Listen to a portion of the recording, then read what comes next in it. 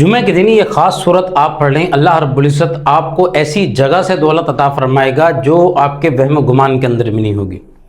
جمعہ کی فضیلت کے بارے میں آپ جانتے ہیں کہ جمعہ تمام دنوں کا سردار ہے، ٹھیک ہے، اور اس کے دن اگر کوئی عمل اگر جمعہ کے دن کیا جاتا ہے، کیونکہ جمعہ کے دن کا عمل اللہ رب العزت کی بارگاہ میں بہت جلدی قبول ہوتا ہے، اس کی بہت ساری وجہ ہیں۔ جمعہ تمام دنوں کا سردار بھی ہے، اور جمعہ کے اندر جتنی بڑے بڑے جو چیزیں پیدا ہوئی ہیں وہ ساری کی ساری جمعہ کے دن پیدا ہوئی ہیں۔ اور اس کے علاوہ جمعہ کے دن انسان خاص اہتمام بھی کرتا ہے ہر ایک چیز کے لیے، نماز کے لیے، ٹھیک ہے، اور اوراد و وظائف کے لیے۔ تو جمعہ کے دن اگر آپ نے یہ سورت پڑھنے کا معمول بنا لیا،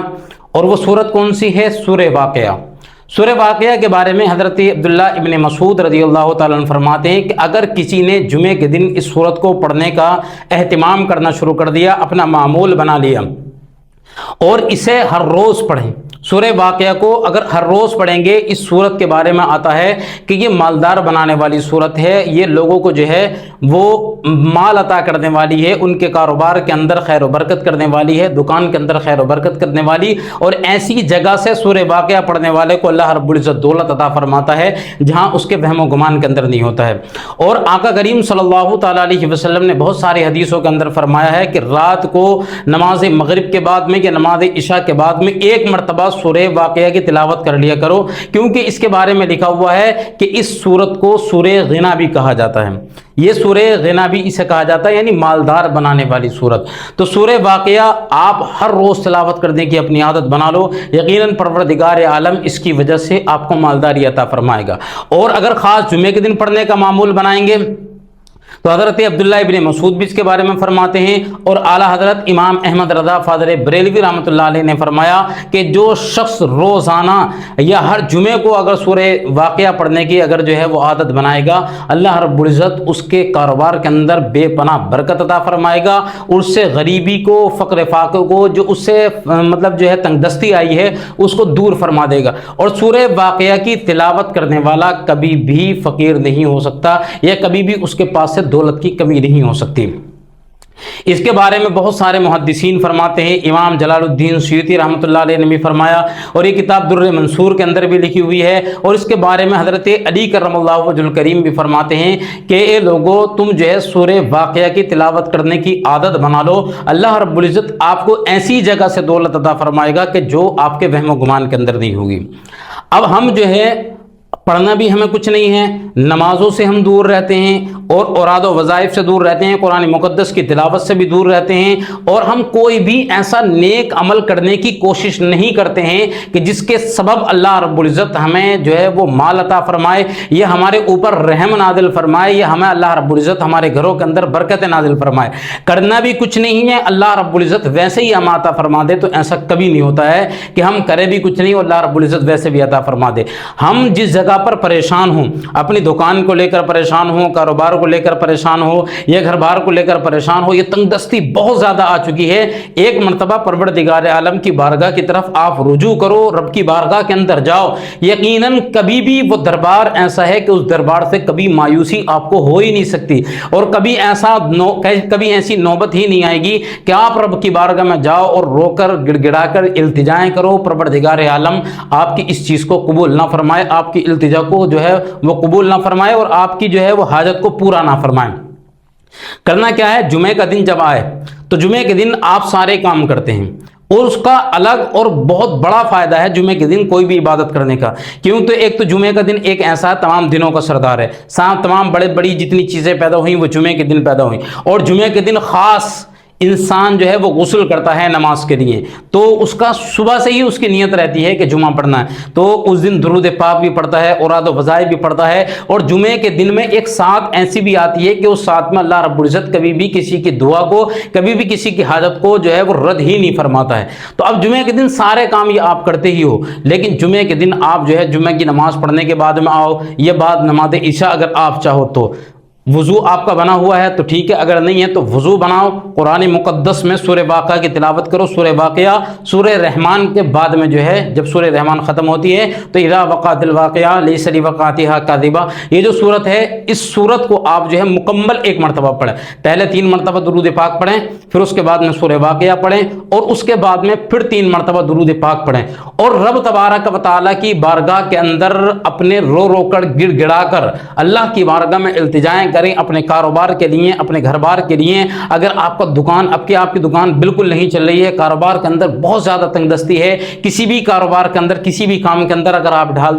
हाथ डालते हैं उसके अंदर जो है आपको खसारा, नुकसान देखने के लिए मिलता है, तो रब की बारगाह के अंदर एक मरतबा इल्तिजाएं करें, रो रो कर गिड़गिड़ा करके दुआएं करें। यकीनन परवरदिगार आलम आपकी दुआ को ज़रूर कबूल फरमाएगा। हमारी दुआएं क्यों कबूल नहीं होती हैं? क्योंकि दुआ के बारे में आता है दुआ मुख्फुल इबादत, दुआ इबादत का मग़ज़ है। बहुत ज़रूरी था दुआ मांगना रब की बारगाह में, क्योंकि अल्लाह रब्बुल इज़्ज़त को रोना गिड़गिड़ाना सबसे ज़्यादा पसंद है। तुम उसकी बारगाह के अंदर रो, तो उसकी बारगाह के अंदर इल्तिजाएं करो, गिड़गिड़ाना शुरू करो। यकीनन परवरदिगार आलम को, अगर कितने भी गुनाहगार क्यों नहीं हैं आप, कितने भी खताकार, कितने भी बड़े मुजरिम अगर क्यों नहीं हैं, रब की बारगाह में अगर रो लिए, गिड़गिड़ा लिए, यकीनन परवरदिगार आलम आपकी दुआ को कभी भी रद्द नहीं फरमाएगा, आपकी दुआ को ज़रूर कबूल फरमाएगा। तो आप सूरह वाक़िया पढ़ें, फिर अपने कारोबार के लिए दुआ मांगें कि मौला मुझसे गलती हो गई, खताएं हो गई, उन्हें माफ़ फरमा और मुझे मालदारी अता फरमा, मुझे कारोबार के अंदर बरकत अता फरमा, वुसअत अता फरमा। ये अमल आप चंद दिन करना शुरू कर दें, रोज़ाना ईशा के बाद में मामूल करें, हर जुमे को ये अपना मामूल बनाने। यकीन माने कि कुछ ही दिन गुजरेंगे, परवरदिगार आलम आपके कारोबार के अंदर बरकत अता फरमाएगा, आपको बेहतरीन उस जगह से माल अता फरमाएगा कि जहां आपके वहम गुमान के अंदर जो है वो तसव्वुर भी नहीं था, उस जगह से अल्लाह मालदारी अता फरमाएगा आपको। हज़रत अब्दुल्लाह इब्न मसूद रज़ियल्लाहु तआला उनके बारे में आप जानते हैं कितनी बड़ी शख्सियत थी। जब हज़रत अब्दुल्लाह बिन मसूद रज़ियल्लाहु तआला का इंतकाल का वक्त बिल्कुल करीब था, नज़ा का वक्त था, तो उस वक्त में खलीफा जो थे वो हज़रत उस्मान गनी रज़ियल्लाहु तआला थे। हज़रत उस्मान गनी रज़ियल्लाहु तआला आपकी इयादत के लिए आपके घर पर तशरीफ़ लेकर के गए। अब उस दौर में इयादत का मामूल ये था कि वो जाने के बाद में हज़रत अब्दुल्लाह इब्न मसूद रज़ियल्लाहु तआला से जो है उन्होंने जो है वो कहा कि आप जो है अपने घर वालों के लिए हम आपके कुछ जो है माल दे दें, कुछ पैसे दे दें, ताकि वो आपके घर बार, आपकी बच्चियां जो हैं वो सुकून के साथ में ज़िंदगी गुजारें। आप हमें हुक्म करें कि क्या अता करना है, कि क्या उन्हें देना है, उसी हिसाब से उन्हें माल दे दिया जाएगा ताकि उनकी ज़िंदगी सुकून के साथ में गुजरे। तो हज़रत अब्दुल्ला बिन मसूद ने क्या कहा? हज़रत अब्दुल्ला बिन मसूद ने कहा कि मेरे घर वालों को किसी भी माल की, किसी भी दौलत की कोई हाजत नहीं है, क्योंकि मैंने उन्हें जो है वो सूरह वाक़िया सिखा दी है। इतनी बड़ी सूरह वाक़िया की पावर है, इतनी बड़ी अल्लाह रब्बुल इज़्ज़त उस सूरत की जो है वो ताकत है, और ऐसे अल्लाह रब्बुल इज़्ज़त उससे मालदारी अता फरमाता है। हज़रत अब्दुल्लाह बिन मसूद फरमाते हैं कि मैंने अपने घर वालों को सूरह वाक़िया की तिलावत जो है वो सिखा दी है, सूरह वाक़िया के बारे में बता दिया है, तो वो अब सूरह वाक़िया पढ़ेंगे, अल्लाह रब्बुल इज़्ज़त उसके बदले में उन्हें मालदारी अता फरमाएगा। क्योंकि मैंने हुज़ूर अकरम सल्लल्लाहु तआला अलैहि वसल्लम से सुना था कि जो भी सूरह वाक़िया की तिलावत की आदत बना लेगा, कभी भी उसके घर के अंदर फाका नहीं होगा, अल्लाह रब्बुल इज़्ज़त उसके घर में माल भी अता फरमाएगा, मालदारी भी अता फरमाएगा। तो इसलिए हम भी अपनी आदतों को थोड़ा चेंज करें, नमाज़ों की तरफ रुजू करें हम, और उसके बाद में कुरान मुक़द्दस की तिलावत का मामूल बनाएं। अगर रोज़ाना आपसे नहीं हो सकता है, अगर आप पूरा 2 पारे, 3 पारे, 4 पारे अगर नहीं पढ़ सकते हैं, तो आप कम से कम शुरुआत तो कीजिए, शुरू कीजिए कि कम से कम पाव पारा, आधा पारा, ये 1 पारे के कुरान मुक़द्दस की तिलावत करना शुरू करें। खुद ब खुद आपके घर के अंदर जो है वो बरकत होना शुरू हो जाएगी। और ये जितनी भी सूरतों के बारे में मैंने बताया, सूरह वाक़िया के बारे में, इसका मामूल बनाएं। परवरदिगार आलम इसकी बरकत से आपको मालदारी भी अता फरमाएगा, आपके घर से तंगदस्ती को भी दूर फरमाएगा। बहुत सारे हमारे भाई अपने मर्ज़ों को लेकर परेशान रहते हैं, उनमें बहुत सारे मर्ज़ हैं। वज़न कम है वो मर्ज़ है, एक बालों के झड़ने की वजह से, और एक पाइल्स की समस्या बहुत ज़्यादा है, और एक आती है पथरी की समस्या। तो ये जितनी समस्याएं मैंने बताई हैं, पथरी की समस्या अगर किसी को बहुत ज़्यादा आ रही है, तो